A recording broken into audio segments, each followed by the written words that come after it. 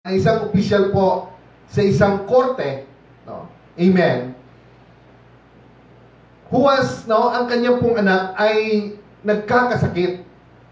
When he heard that Jesus had come from Judea to Galilee, he went and asked that he come down and heal his son. No, sinabihan niya po ang ating Panginoon, no, na sumunod po sa kanya because he wanted, no, healing sa kanyang pong anak. Amen. Who was on the brink of death. No? Nasa bingit po ng kamatayan yung kanyang anak. So Jesus put him off. Parang binaliwala po siya ng ating Panginoon. At ang sabi po ng Panginoon, unless you people are dazzled by a miracle, you refuse to believe. So sabi ng Diyos, unless na hindi kayo makakakita ng mga nakasisilaw na mga milagro o mga malalaking milagro, no, you will refuse to believe. Amen. But the court official wouldn't be put off. Parang hindi niya po pinansin yung sinabi ng ating Panginoon. But instead, no, he calmed down. No, sabi niya po, calm down. Sinabi niya po sa ating Panginoon, it's life or death for my son. Amen. So Jesus simply replied, go home. Your son lives. Ganun lang po kasimple yung sinabi ng ating Panginoong Hesus. Amen. Our Lord Jesus Christ. The man believed the bare words Jesus spoke and headed home. So naniwala po siya. No? He believed the bare words. It means yung plain and simple, no, the word that Jesus spoke. Amen, on that time. And headed home. At umuwi siya kaagad. On his way back, his servants intercepted. Hinarang po siya. Amen. And announced, your son lives. No. Kung ano pong sinabi ng ating Panginoon, sabi niya po, your son lives, parang kinonfirm po nila ng kanyang mga servant. No? Nang hinarang po siya, sinabi din po nila, your son lives. Amen. So, doon po natin makikita, even in His words, there is a miracle. Even mayroon pong distance. Amen. So He asked them what time He began to get better. They said, the fever broke yesterday afternoon at 1 o'clock. The father knew that that was the very moment Jesus had said, your son lives. Amen. So alam na alam niya, when Jesus said, no, to him, na yung anak mo ay, no, gumaling, gagaling, at siya ay mabuhay. Ganun rin at that time in 1 o'clock in the afternoon. So, amen, that clips it, no, parang it conclude not only he but his entire family believed. This was now the second sign Jesus gave after having come from Judea into Galilee. Amen. Amen. So, kahit ano po ang mangyayari, dito po sa story nito, naniwala siya. But still, no, kung nakita po natin, he is an important man. Meron po siyang posisyon. Amen. He's not begging Jesus to heal, no, ang kanyang pong anak. But, no, alam naman po natin sometimes kung nandun po tayo sa problema, just like for example, especially, no, sa ating buhay o nagkakasakit tayo or nasa bingit tayo ng kamatayan, sometimes doon pa lang tayo lalapit sa Diyos. Amen. Just like what happened to this official, no, in a court. But, no, alam naman po natin na wala pong imposible, no, sa ating Panginoon. Sabi niya nga, I am the God of all flesh. There's anything too hard for me? Meron bang mahirap para sa akin? Amen. Even in the last hour, no, hiningi niya po sa ating Panginoon na pagalingin po yung kanyang anak. So, and the Lord said, only by His word, no? Amen. Yun po ang pinakamaganda. No? Sinabi niya lang po, your son live, and no, miracles happen. Amen. So, the man believed that the bare word Jesus spoke, and he did home. Wala na pong pagundangan. Amen. Nung namarinig niya po, nagkaroon po siya ng faith, and then umuwi na siya kagad. No? Amen. So, malayo pa yung gitravel niya. No? Kasi, no, dumating po siya, no, kinabukasan pa. Amen. So, hindi lang po yan, no? Marami pong mga story about our Lord Jesus Christ. No? Amen. Jesus heals a disabled man. Ito rin po, no? Ito rin po ay isang kamangha-mangha, no, na ginagawa po ng ating Panginoon. When He was on this world 2,000 years ago, no? When He start, no, His ministry.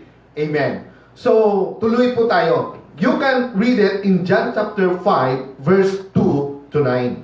So, near the sheep gate in Jerusalem, there was a pool. So, mayroon pong pool, no, amen, in Hebrew called Bethesda, with 5 alcoves. Now, mayroon pong 5 parang recess, no, na room, or di kaya parang silid, pahingaan. 5 po yun, no? At doon po yun, hundreds of sick people, blind, crippled, and paralyzed were in these alcoves. No? Ang nandun po ay maraming tao na mayroon pong sakit. Hindi lang po, ang dami pong nandun sa 5 silid na yun na pahingaan, na halos po lahat doon mayroong mga sakit. So, amen, one man had been an invalid there for 38 years. So, nandun na po yung isang tao na mayroon pong disability, disabled po, no? O mayroon pong sakit, no, na wala na siya pong pag-asa, no? Amen. He was invalid for 38 years.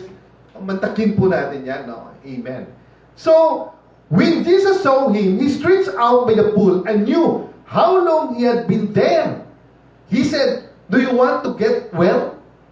Amen. So, 38 years nandun po siya naghihintay ng kanyang healing. Because in that pool, amen, no, sometimes the angel will going to steer, no, kukutawin or kinakalawkaw, no, sa Tagalog, kinakalawkaw niya yung tubig doon sa pool at nag-uunahan, no, lahat ng may sakit na lumusong, no, or pumunta po doon sa tubig, nag-uunahan sila dahil sinasabi po, no, sa Bible, amen, sinasabi po na kahit anong meron ka, no, na sakit, you will be healed, no, kung mauna ka po doon. Amen. So, do you want to get well? Doon lang po. Wala na siya pong pag-asa sa kanyang buhay, but still, Jesus came, no?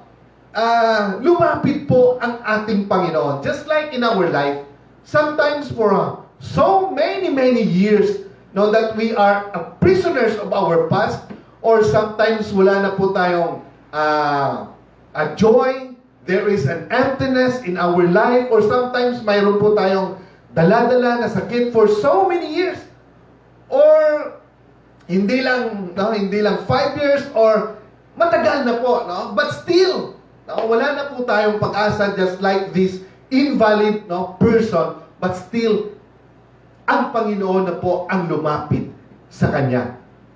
But, no, kung iisipin mo, no, sabi po ng Panginoon, do you want to get well? The sick man said, when the water is stirred, I don't have anybody to put me in the pool. Iba po ang kanyang reply. No? Hindi po siya nagsabi ng yes, or hindi man lang siya nagsabi na what we call this one, asking for mercy. But, no, something, no, nag-complain pa siya.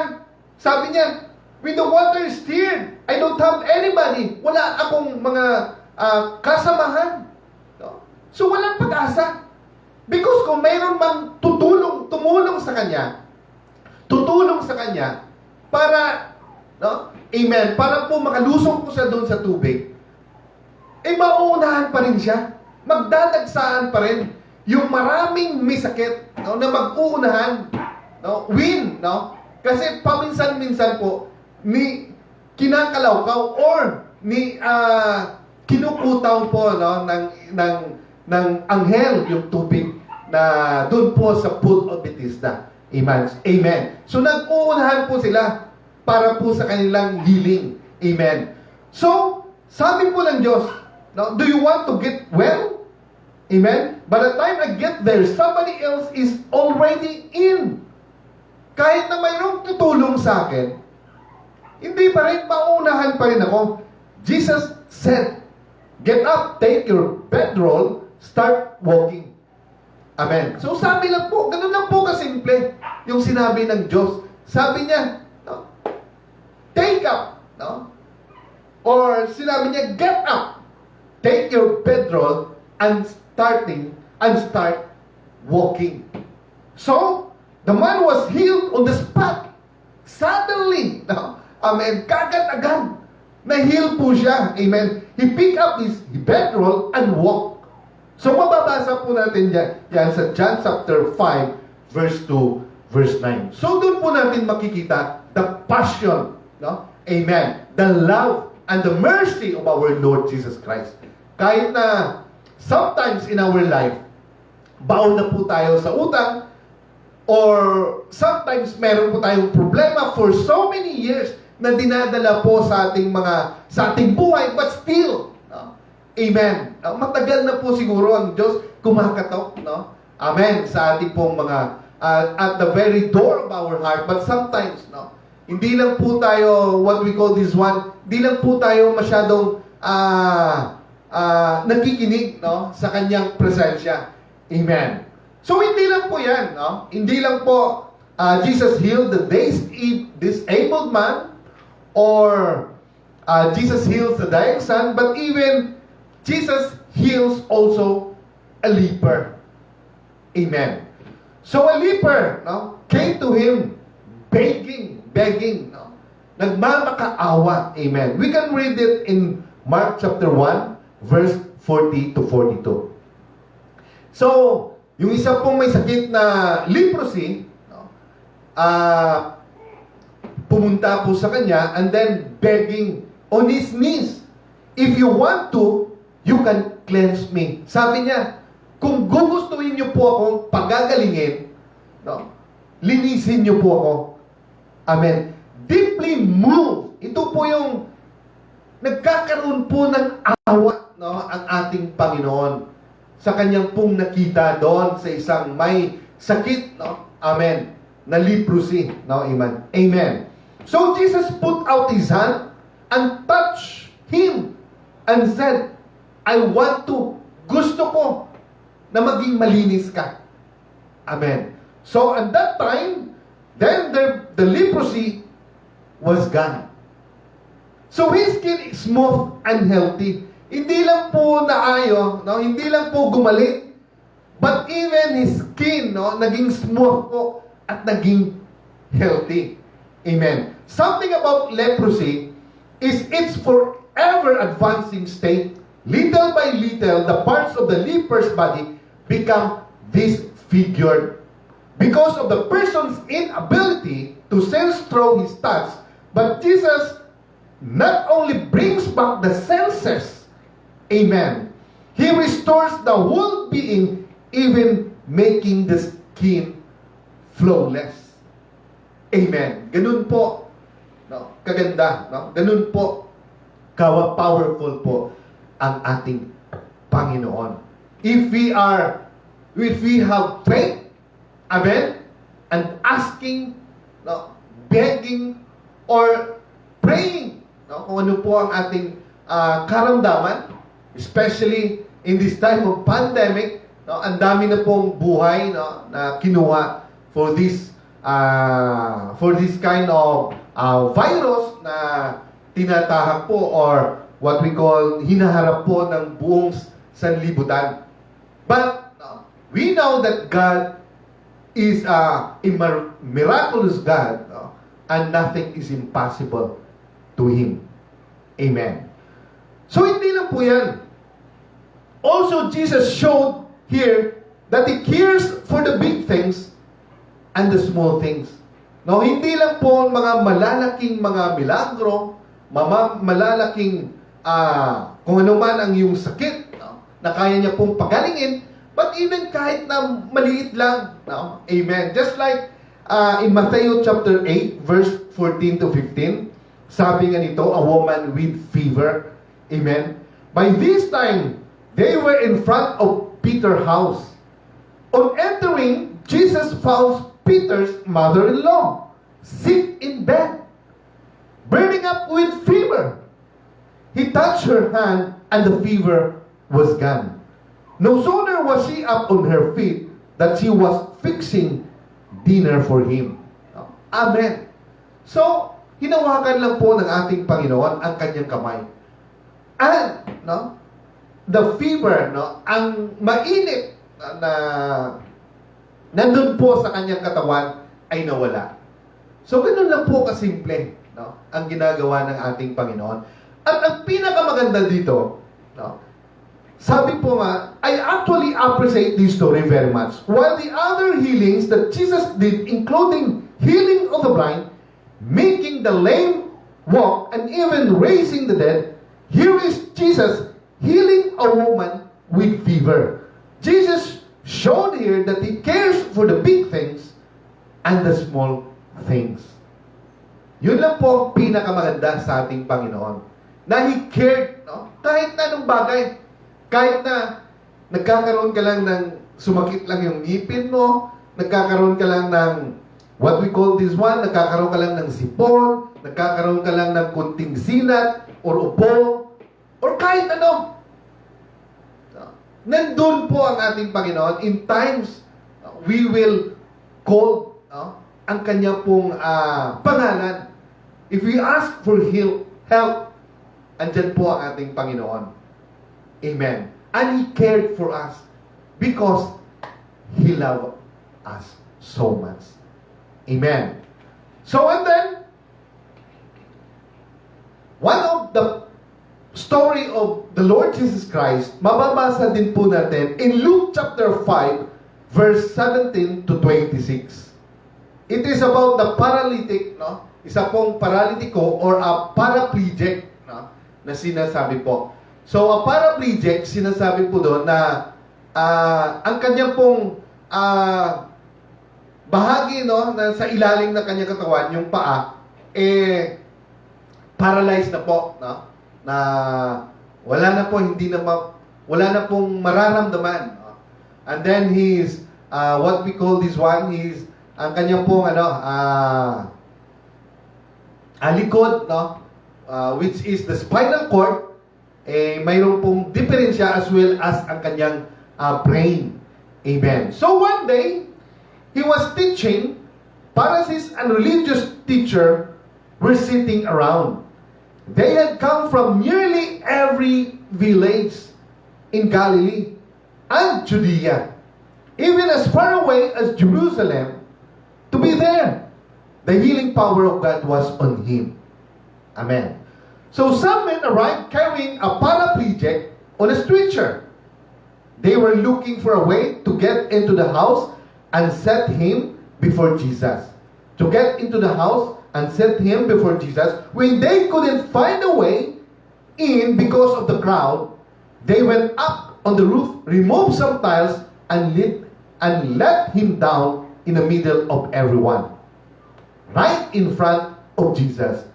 Impressed by their bold belief, he said, "Friend, I forgive your sins." Amen. So habang po, ang ating Panginoon, kasama niya po yung mga teachers of the law and the Pharisee, doon po sila sa loob ng bahay. Now, mayroon pong isang paraplegic or isang na-paralyze po ang kanyang paa at mayroon po siya mga kaibigan. Dinala po siya doon, pero hindi po sila makapasok because the crowd, ang dami pong tao, wala po silang madadaanan. Pero, no, naisip po nila na doon po sila dadaan sa ibabaw. No? Doon po sa bubungan. And then, they remove, no? Kinuha po nila yung mga tiles doon, and then binaba po nila sa harapan mismo, no, ng ating Panginoon, at nakapaligid po doon, no, nakapalibot po doon yung mga scriba, Pharisees, at mga teachers, no, at magagaling po sa law. Amen. So the said religious scholars and Pharisees buzzing, no? Kasi sabi po ni Jesus Christ, He said, "Friend, I forgive your sins." Sabi nila, who does He think He is? That's blasphemous talk. God and only God can forgive sins. Ang Diyos lang po ang Amen. Ang makapagpapatawad po ng ating kasalanan. Excuse me. So, amen. So, Jesus knew exactly what they were thinking and said, "Why all this gossipy whispering?" Which is simply to say, "I forgive your sins," or to say, "Get up and start walking." Well, just so it's clear that I am the Son of Man and authorized to do either or both. He now spoke directly to the paraplegic. Sabi niya po, "Get up, take your bedroll, and go home." So, ganoon lang po kasimple. Sinabi niya lang, no? Bumangon ka. No? No. Take up your mat or get up, take your bedroll, and go home. At umuwi ka na. Amen. Without a moment of hesitation, walang pakundangan, amen, bumangon po yung lalaki, and he did it, no? He get up, took his blanket, and left for home, giving glory to God all the way. Talagang nagpapasalamat siya habang umuwi siya. No? Amen. The people rubbed their eyes. Sabi nila, incredulous, and then also gave glory to God. Namangha po sila. Amen. Sa nakita nila. Amen. Awestruck, they said, no? Kahanga-hanga po, sabi nila, ang ginawa. We've never seen anything like that. Wala pa kaming nakita na ganyan. In the rest, no? Sa aming pong buhay. Amen. The power of the word of Jesus, no? He commands the healing, and the paraplegic is up and about. We can speak the same healing and act in faith. Amen. Because there is a power in the words. Amen. If we will going to declare in the name of our Lord Jesus Christ, by the authority of His words and by the power of His name, kung mayroon po tayong pananampalataya, amen, there is miracle if we have faith in Jesus, our Lord Jesus Christ. Amen. No, hindi lang po yan. No. Amen. Even a crippled right hand. We can read also in Luke chapter 6, verse 6 to 10. No? Amen. Sabi po dito, on other Sabbath, he went to the meeting place and taught. It is Sabbath day. Remember, there was a man there with a crippled right hand. The religious scholars and Pharisees had their eye on Jesus to see if He would heal the man, hoping to catch Him in a Sabbath. Kasi, sa kanila po, pag Sabbath day, bawal po magtrabaho. Amen. Pero, kung babasahin po natin in the New Testament, even Sabbath day, nagtatrabaho po ang ating Panginoon. Amen. So, yun po ang ginagawa nila. No? Gumagawa talaga, tinitingnan nila kung paano nila ma-accuse ang ating Panginoon. Amen. So, hoping to catch Him in Sabbath infraction, He knew what they were up to and spoke to the man with the crippled hand.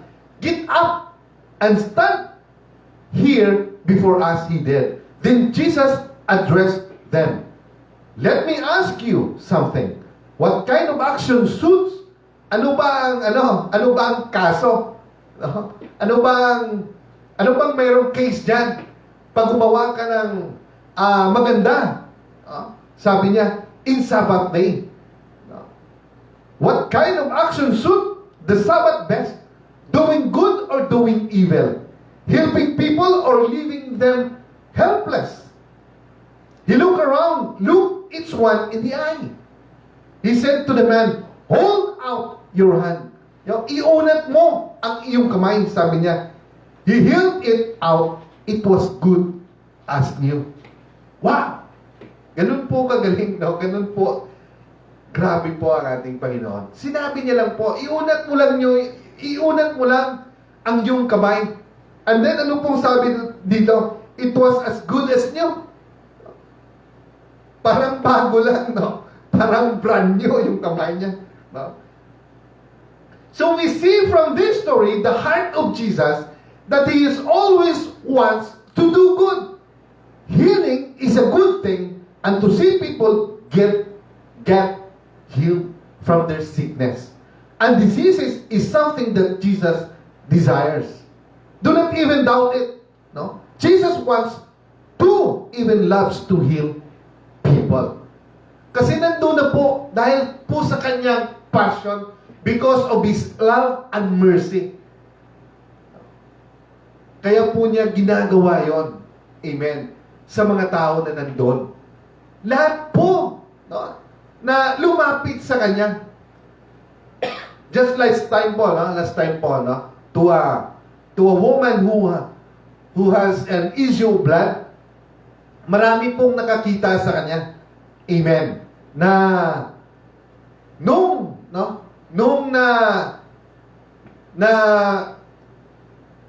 what we call this one, the tip of his garment, of his hem, amen, na-reach po niya, and then she was healed. She received her healing. Amen. At lahat po ng tao na nandun, in that time, he saw and touched him, at lahat po ng nandun ay na-healed po. Amen. So hindi lang po yan, even in Luke chapter 7 verse 1 to 10, a dying servant. Amen. So when he finished speaking to the people, he entered Capernaum. A Roman captain there had a servant who was on his deathbed. Nandun na rin po, ang kanyang servant ay nasa bingit na rin po ng kamatayan. He prized him highly and didn't want to lose him. When he heard Jesus was back, he sent leaders from the Jewish community asking him to come and heal his servant. They came to Jesus and urged him to do it, saying, he deserved this, he loves our people, he even built our meeting place. So marami po siyang ginawa, ito pong Roman captain. Kaya, they were urged Jesus to, kung pwede lang, na bumalik po siya. Amen. Na kung ano man yung favor, na gusto po ng nalalaki yun, nalalaki na po yun, ay kung pwede lang po, bigyan pansin, ng ating Panginoon. So Jesus went with them. When he was still quite far from the house, the captain sent friends to tell him, Master, you don't have to go to all this trouble. I'm not that good a person, I'd be embarrassed for you to come to my house, even embarrassed to come to you in person. Just give the order, and my servant will get well. Amen. So, mayroon naman pong distance. Amen. I'm a man under orders. I also give orders. And I tell one soldier, go, and he goes. Another come, and he comes. My slave, do this. And he does it. Taken aback, Jesus addressed the accompanying crowd.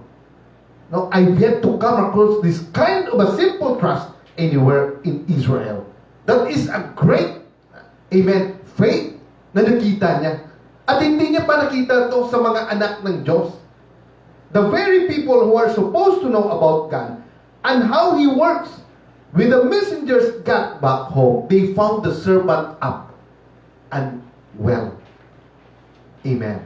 So, ganun po, if we were going to ask in prayer, to keep on pressing, amen, ourselves, keep on praying until a miracle happens. Amen. So, dun po, ganun po ka-powerful, amen, ang ating pong Panginoon. So what is so good about this story is that Jesus did not even go physically to where the dying servant was. It was a long distance healing. He just spoke the words, and the dying person who was hours away from him was instantly healed. Amen. Sometimes we operate by what we see. Sometimes we wish things like, if only the pastor is here, or if only a mighty anointed man of God is here. Well, the good news is Jesus is already there, right where you are. You just need to say the word of healing and expect a miracle from God. Amen. If we want healing, that's why it is very important, napaka-importante po ng relationship po natin sa ating Panginoon. If we will going to build, amen, a relationship na talagang malapit po yung ating relasyon sa Kanya, then we can confident sa ating sarili to ask healing in our life, or simply ask kung ano naman yung mga pangangailangan natin sa ating buhay. Amen. Divine protection, supply, blessing, favor. But in this time, ang dami pong nagkakasakit. Amen. At kahit na anong sakit mo ngayon, nahihirapan ka. Dahil baka isa lang ang patutunguhan, Amen. Isa lang yung result. Baka magkakaroon ka ng COVID. Amen. So what we ask for now in our life, what we are just trying to tell you, that Jesus, siya lang po ang the best way. At wala na po tayong iba pang madadatnan in times of trouble, in times of mayroon po tayong problema, mayroon po tayong mga karamdaman sa ating buhay. Siya lang po ang ating malalapitan. Even in our finances, sometimes sometimes mayroon mga setbacks or kabiguan, or sometimes mayroon mga problema in the past that we know in our heart that God already healed. Yung mga bagay na yan, or sometimes yung mga pagkakasala po natin in the past, yung mga mali po nating desisyon sa ating buhay, alam po natin na in times na tayo po ay we accept Him as our Lord and our Savior. Amen. Alam po natin na na-healed na po yun, or na-forgive na po yung mga kasalanan na yun. But sometimes, binabalik pa rin ng kaaway. But we know in our hearts, and we know that the God we are serving ay buhay. At andyan po siya. Amen. Kaya, huwag po tayong mawala ng pag-asa sa ating buhay. Because, as we have read about, sa mga story po, about a dying servant, about a man in the pool of Bethesda, he was 38 years. Doon po nakahiga. Amen. Naghihintay ng kanyang milagro. Pero alam po ng Diyos na wala na pong hope ang kanyang buhay. Pero ang napakabuti po, ang Diyos na po mismo ang lumapit. Amen. Or sometimes po, no, sa leprosy. A leper, no, isa pong mayroong leprosy na sakit. He was begging. No, na napagalingin po siya ng ating Panginoon at hindi po nagdadalawang isip ang ating Panginoon. Sometimes po doon po siya nagkakaroon ng ng awa. When a leper, no, is crying, no, and asking or begging in his knees, no, na talagang was asking for healing. Amen. At hindi lang po pinagaling ng Diyos ang kanyang senses, but even, no, ang kanyang balat po ay naging makinis, no, naging flawless.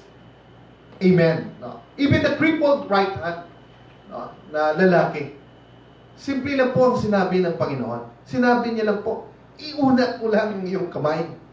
No. Amen. At yun po lahat ay na-heal. Amen. And lastly po, dito, mayroon din po, ito pong bulag. Oh, he was blind. So Jesus left the house. He was followed by two blind men crying out, "Mercy, Son of David, mercy on us." Amen. When Jesus got home, the blind men went in with him. Jesus said to them, "Do you really believe I can do this?" Naniniwala ba kayo na kaya ko to? Nagagawin ko to? Rather, sabi po ng ating Panginoon. They said, "Why? Yes, Master." Only by saying yes. He touched their eyes and said, "Become what you believe." It happened. They saw. Amen. At dahil po doon, sila po'y nakakita. Just simple as that. Kung tayo po ay humingi ng tulong sa ating Panginoon, tayo po ay we desire talaga sa ating puso na tayo po ay magkakaroon ng healing at wala po tayong doubt, ang ating pong faith ay talagang nakafocus lang po sa Kanya. Ang Diyos po ay walang pagundangan, no, nagagawin niya po yung part niya sa ating buhay. Amen. So, ito po yung pinaka-importante, no, sa ating lahat. Ito yung faith, no, na nandun po sa ating puso. Amen. So, yun lang po ang pinaka-importante sa lahat, na tayo po ay magkakaroon ng tamang relasyon po sa ating Panginoon. Dahil kung kaibigan po natin siya, He is our friend, He is our everlasting Father, at tayo po ay naging kaaya-aya po sa Kanyang harapan, kahit po hindi po natin hihingin, no? Tayo po ay bibigyan at bibigyan ng Diyos ng mga gantimpala. Amen. So, ganun po, wala pong imposible, no, sa ating pong Panginoon. So, marami pong tao, no, na lahat po nandun na po sa kanila lahat. But sometimes, there is an emptiness, no, sa kanilang puso. And they look for an answer, no, sa mga ganun pong bagay. Lahat po ng answer ay makikita po natin sa Bible. At lahat po yan, lahat ng pangangailangan ng bawat isa sa atin ay nandyan po sa ating Panginoon. So wag po tayong mahiyang lumapit sa Kanya. If we were going to receive Him, or kung tayo po'y willing, no, or accept Him, rather, no, to accept Him as our Lord and our Savior. Amen.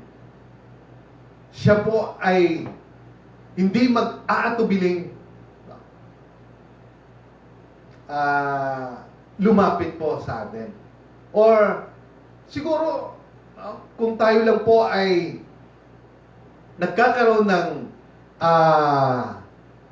mayroon lang po tayong sense, no, na alam po natin na ang Diyos ay kumakatok matagal na sa ating mga puso. Amen. So, kung ating pong mararamdaman yung mga bagay na yon, huwag na po nating ibaliwala yung mga bagay na yan. Because, isa lang po, no? Ito po ang pinakamaganda. No? At ito po ang isa pong napakagandang experience kung magkakaroon po tayo ng relasyon, no, sa ating Panginoon. Because, if God is in our life, no, He is in control, lahat po ng ating hingin, no, ay Kanya pong ibibigay. Amen. So, that's it, no? Yan lang po ang ating lahat po ng ating Bible study for tonight. So, I hope, no, na mayroon po tayong naibabahagi po sa inyo, no, about, no, sa mga ginagawa po ng ating Panginoon last 2,000 years ago. So, kung nagawa niya po yun, yung mga bagay na yun, sa mga lahat po ng tumawag po sa Kanya, na mayroon po may mga sakit.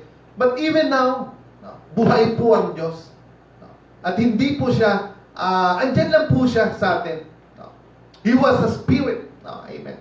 At siya po ay handang tumulong kung tayo po ay tumawag sa Kanya. Amen. So, maraming salamat po sa lahat po ng ating mga viewers po sa gabing ito. I hope po na di po kayo magsasawa, no? Amen.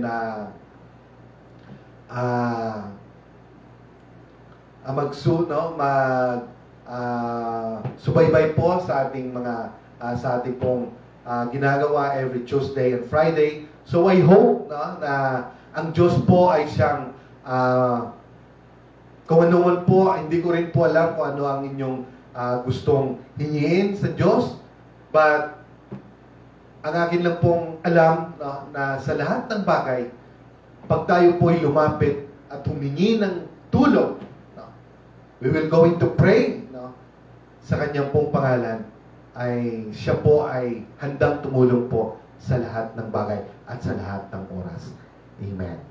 So, salamat po sa lahat, no, sa ating pong mga viewers sa gabing ito. So, amen and amen. So, bago po tayo magtapos, no, amen,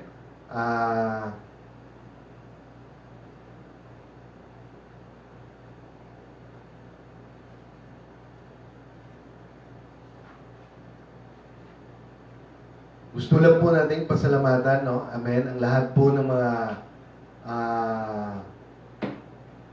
viewers natin, no, ngayon po, sila po ni, amen, no, sila po ni Sister Jeanette, amen, Kadungog, Sister Fe de Leon, Sister Yan G. Franco, Rolando Nalangay, amen, maraming salamat po sa inyo, at saka po, no, sa kay Sister Nenfa Bandolo, I know he's watching right now. Siguro andun po sila sa camps sa Lily's View Cafe, no, sa mga Armada family. So sa lahat po sa inyo, maraming salamat po. At saka we hope, no, na next Friday andyan pa rin po kayo, no,